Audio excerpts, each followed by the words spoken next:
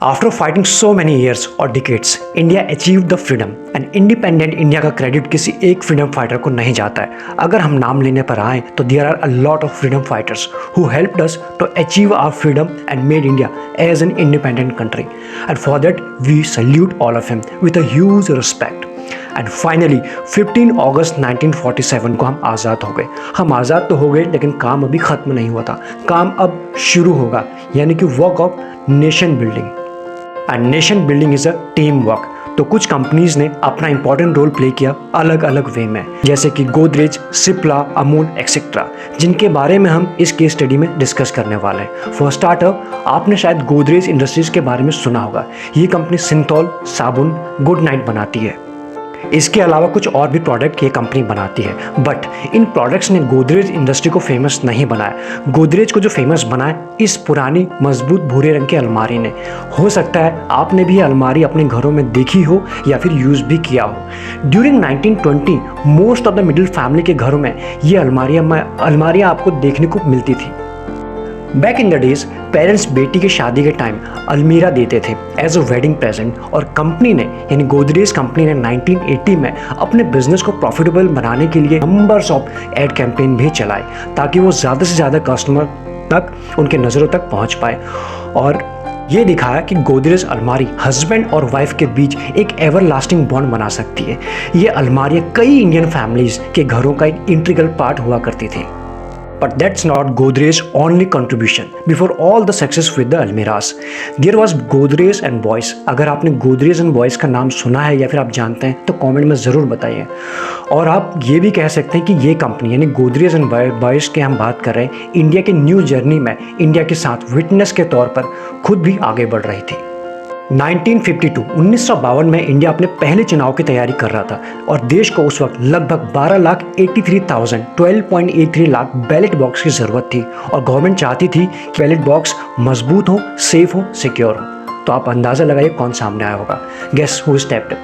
Godrej and Boyce, जिनके पास already experience था अलमीरा बनाने में। अलमीरा में लॉक की ज़रूरत पड़ती है, तो ऐसे में इनके पास एक इम्प्रेसिव रेज्यूमे था in the business of manufacturing lock and safe. और उस वक्त कंपनी बड़ी चुनौतियों के लिए भी रेडी थी। अकॉर्डिंग टू पास plant manager KR Thanewala, worker ने लगभग 4 महीने तक हर दिन सुबह 7 बजे से 12 बजे तक हार्ड वर्क किया, रेस्टलेसली काम किया इंडिया की ज़रूरत को, इंडिया की नीड को पूरा करने के लिए। एंड नीडलेस टू से Godrej did it and the ballot box were a resounding success. They were in use until the 1960s.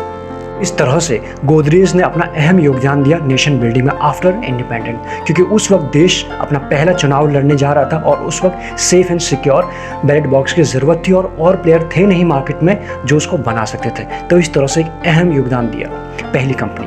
दूसरी कंपनी की अगर हम बात करें जिसने नेशन बिल्डिंग में अपना इंपॉर्टेंट रोल प्ले किया, उसका नाम है सिप्ला। पूरा नाम अगर हम समझें, chemical, industrial and pharmaceutical laboratories, ये है सिप्ला का पूरा नाम। अगर हम भारत की बात करें, आज भारत एक फार्मास्यूटिकल दिग्गज है, लेकिन चीज़ें हमेशा से ऐसी बिल्कुल भी नहीं थी। In fact, the origins of India's market leadership can be traced back to the independence era.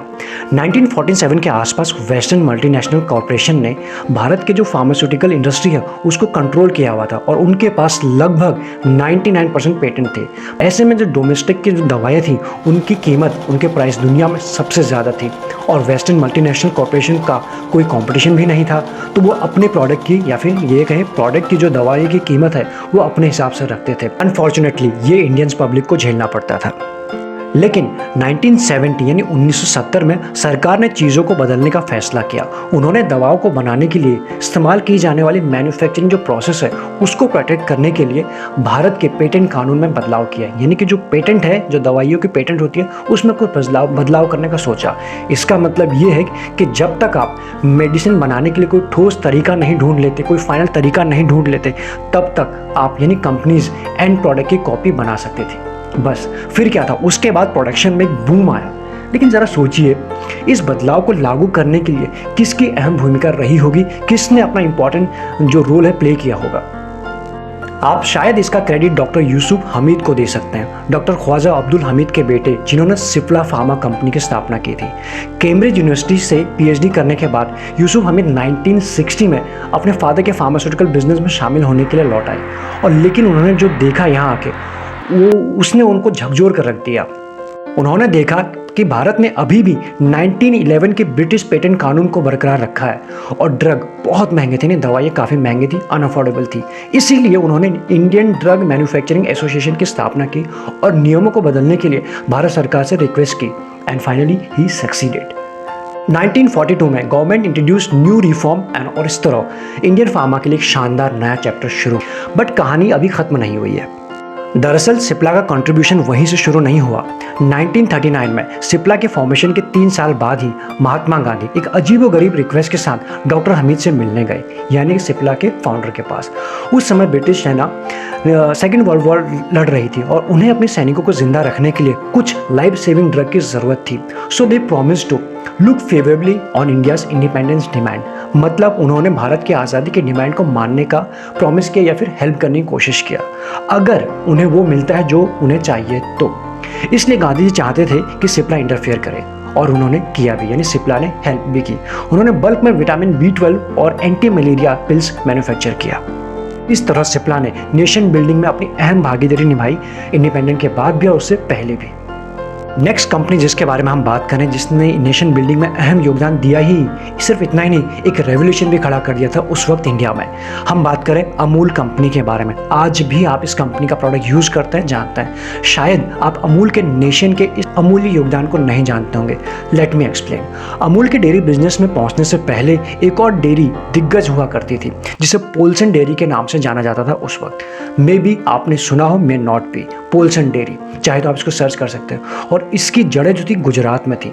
1940 में ये डेयरी बिजनेस स्पेशली मक्खन के लिए जानी मानी कंपनी थी और लोगों ने इसे पसंद भी किया। इनके प्रोडक्ट भी काफ़ी अच्छे थे, क्वालिटी वाइज भी। दूसरा रीज़न ये था जो लोगों ने पसंद किया, पोल्सन के एडवर्टाइजमेंट में दिखाई गई एक छोटी बच्ची थी, जिसके लिए लोगों के दिल में उस बच्ची के लिए एक सॉफ्ट कॉर्नर था। All thanks to companies monopolistic practice, क्योंकि पोल्सन को गवर्नमेंट का सपोर्ट मिल रहा था और इसके वजह से डेयरी फार्मर को अपना दूध औने पौने दाम पर बेचना पड़ रहा था। कंपनी ने सबसे ज़्यादा प्रॉफिट कमाया, लेकिन फार्मर को उनका इनफ रेट भी नहीं दिया। एंड फाइनली थक हार के 1946 में फार्मर ने अपनी आवाज़ उठाने का फैसला किया। सारे डेयरी फार्मर एक साथ हो गए और कॉर्पोरेटिव बनाने का डिसीजन लिया गया, जिसका नाम रखा था district corporation milk producer union limited. तो शुरुआत में 2 गांव और 250 लीटर दूध जमा हुआ। कोऑपरेटिव ने पोल्सन को दूध पहुंचाने के बजाय सीधा मुंबई के लोगों को सप्लाई दिया, मगर ये कोई नहीं जानता था उस वक्त कि ये दुनिया का सबसे बड़ी डेयरी कोऑपरेटिव बनने की शुरुआत थी, वो भी डॉक्टर वर्गीस कुरियन के नेतृत्व में। डॉक्टर वर्गीस कुरियन के नेतृत्व में ये मूवमेंट, जो भारत को दूध की कमी वाले देश से दुनिया का सबसे बड़ा दूध उत्पादक देश में बदल देगा। बट आप सोच रहे होंगे डॉक्टर वर्गीस कुरियन कौन है, इनका इसमें क्या रोल है? Let me explain. डेयरी के लिए 8 घंटे, परिवार के लिए 8 घंटे और सोने के लिए 8 घंटे, ये वर्ड हैं डॉक्टर वर्गीस कुरियन के, जिन्हें आप जानते हैं known as a father of white revolution. साथ ही में एक छोटे से शहर आनंद, जो गुजरात में है, को उन्होंने वर्ल्ड नोन सिटी और भारत की मिल्क कैपिटल बनाने का पूरा क्रेडिट उन्हीं को जाता है, यानी डॉक्टर वर्गीस को। उन्होंने वहाँ अमूल की शुरुआत की और इसे एक ब्रांड बनाया। वर्गीस वो पर्सन है जिन्होंने रूरल इंडिया को बदल दिया और भारत को लार्जेस्ट प्रोड्यूसर ऑफ मिल्क बना दिया। दूध के प्रोडक्शन में भारत ने 1998 में यूनाइटेड नेशन को पीछे छोड़ दिया था। डॉक्टर कुरियन को भारत के मिल्क मैन के रूप में भी जाना जाता है। डॉक्टर कुरियन के एंडलेस एफर्ट ने लाखों रूरल इंडियंस की गरीबी से बाहर निकाला। For this he was honoured with many prestigious award like Padma Vibhushan, the world food prize and many more. Doctor Kurien का जन्म 26 नवंबर 1921 को केरल के एक संपन्न ईसाई परिवार में हुआ था। Doctor Kurien did his graduation in physics from Loyola college Madras in 1940 and bachelors in mechanical engineering from the college of engineering Guindy. इसके बाद उन्होंने Tata steel technical institute Jamshedpur को ज्वाइन किया। He got a specialised training in dairying at the national dairy research institute Bengaluru. Then उसके बाद भारत सरकार की scholarship पे वो 1948 में मिशिगन स्टेट यूनिवर्सिटी में मैकेनिकल इंजीनियरिंग में मास्टर ऑफ साइंस की स्टडी करने के लिए यूएस चले गए। 13 मई 1949 को डॉक्टर वर्गीस कुरियन अपनी जो बॉन्ड था उसको पूरा करने के लिए आनंद आए, मतलब गुजरात के एक सिटी है वहाँ आए। उन्होंने गवर्नमेंट की क्रीमरी में 600 रुपया पर महीने पर महीने सैलरी पर काम किया, वो भी आधे मन से। आधे मन का मतलब ये है, initially he just wanted to serve the bond and get away, लेकिन ऐसा नहीं हुआ। उस समय जो हुआ, उसने भारत की डेयरी सेक्टर में क्रांति ला दी। आनंद में काम करते हुए उन्होंने पाया कि दूध के डिस्ट्रीब्यूटर्स गरीब और अनपढ़ किसानों का इस्तेमाल कर रहे हैं। 1930 में एस्टेब्लिश पोल्सन डेयरी आनंद डिस्ट्रिक्ट और गुजरात में एकमात्र डेयरी थी। हालांकि उनके प्रोडक्ट सुपर स्पेशलिटी क्वालिटी के थे, लेकिन भारतीय किसानों का शोषण भी किया जा रहा था। पहले तो उन्हें दूध के लिए सही पेमेंट नहीं दिया जा रहा था। सेकेंडली, उन्हें सीधे वेंडर को दूध बेचने की अनुमति बिल्कुल भी नहीं थी। कुरियन काम करते हुए लीडर त्रिभुवन दास पटेल से इंस्पायर्ड हुए, जो इस शोषण के कोऑपरेटिव मूवमेंट पर काम कर रहे थे। डॉक्टर कुरियन ने मिस्टर पटेल के साथ खेड़ा जिले में कोऑपरेटिव पर काम करना शुरू किया। इसी के साथ 14 दिसंबर 1949 को अमूल की स्थापना हुई। शुरुआत में इसमें 2 कोऑपरेटिव सोसाइटीज़ एंड 247 लीटर दूध था। सो नाउ सवाल ये निकल के आता है, किस तरह से यहाँ से अमूल का नाम चेंज हुआ और अमूल बना। दरअसल कुरियन एक सिंपल और इजी टू प्रोनाउंस नाम चाहते थे, तो इसके लिए उन्होंने फार्मर्स से, किसानों से, कर्मचारियों से सजेशन मांगे और सजेशन में नाम निकल के आया अमूल्य। अमूल्य जिसका नाम होता है अनमोल, जो एक संस्कृत का शब्द है। बाद में उसका नाम चेंज हो गया और फिर वो हो गया अमूल। अमूल का पूरा नाम आनंद मिल्क यूनियन लिमिटेड ब्रांड, जिसे आप अमूल के नाम से जानते हैं। तो इस तरह से इसकी शुरुआत हुई थी। लेकिन अमूल को पूरी सफलता तब मिली जब डॉक्टर कुरियन के फ्रेंड HM दलाया ने गाय के दूध के बजाय भैंस के दूध से स्किम मिल्क पाउडर और कंडेंस्ड मिल्क बनाने के प्रोसेस को इन्वेंट कर दिया था। और अमूल ऑलरेडी कोऑपरेटिव स्कीम पे काम कर ही रहा था, तो इतना फेमस हुआ कि सरकार का भी ध्यान आ गया। तो ऐसे में फिर क्या हुआ, अमूल के नए कैटल फीड का प्लांट का उद्घाटन हुआ और श्री लाल बहादुर शास्त्री को 1964 में इन्वाइट किया गया। And he was so impressed with the entire process and उन्होंने डॉक्टर कुरियन को पूरे देश में सेम मॉडल को दोहराने के लिए कहा। ये मॉडल किसानों को उनकी आर्थिक स्थिति में सुधार करने में मदद कर रहा था, यानी हेल्प कर रहा था। और ये मिशन इतना बड़ा था, टू फुलफिल दिस ऑब्जेक्ट 1965 में नेशनल डेयरी डेवलपमेंट बोर्ड की स्थापना की गई या फिर गठन किया गया और डॉक्टर कुरियन को इस बोर्ड का इंचार्ज बनाया गया। जितना बड़ा मिशन था उतने ही बड़े प्रॉब्लम्स थी। सबसे पहले प्रॉब्लम आई मनी शॉर्टेज की। तो ऐसे में इसको सॉल्व करने के लिए NDDB ने वेरियस वर्ल्ड बैंक को मनी डोनेट करने के लिए कहा, और वो भी बिना किसी कंडीशन के, शर्त के। फिर 1969 में president of world bank Bharat आए और उन्होंने कुरियन से बात की। तो कुरियन ने उनसे सीधा कहा, give me money and forget about it. मतलब कुल मिला के कोई शर्त नहीं, कोई कंडीशन नहीं, आप हमें ऑपरेशन को पूरा करने के लिए हमें हेल्प चाहिए, लोन चाहिए। एंड देन कुछ दिनों के बाद लोन एक्सेप्ट हो गया, वो भी बिना किसी कंडीशन के, शर्त के, और ऑपरेशन जारी रहा। इस ऑपरेशन को बाद में ऑपरेशन फ्लड के रूप से जाना गया और इसका मेन ऑब्जेक्टिव यही था, जो आनंद की सक्सेस है, जो गुजरात के आनंद में जो सक्सेस हुआ है, उसको पूरे देश में फैलाया जाए, स्टैब्लिश किया जाए। And operation flood was implemented in 3 successive phases. तो इस तरह से अमूल ने एक काफ़ी इंपॉर्टेंट रोल प्ले किया देश को बढ़ाने में, देश के हेल्प की बढ़ने में। क्रेडिट की अगर हम बात करें, डॉक्टर कुरियन को जाता है, जिन्हें आप मिल्क मैन के नाम से भी जानते हैं। इस तरह से हमने इस केस स्टडी में सीखा कि वो कौन से कंपनीज हैं जिन्होंने नेशन बिल्डिंग में अपना इंपॉर्टेंट रोल प्ले किया।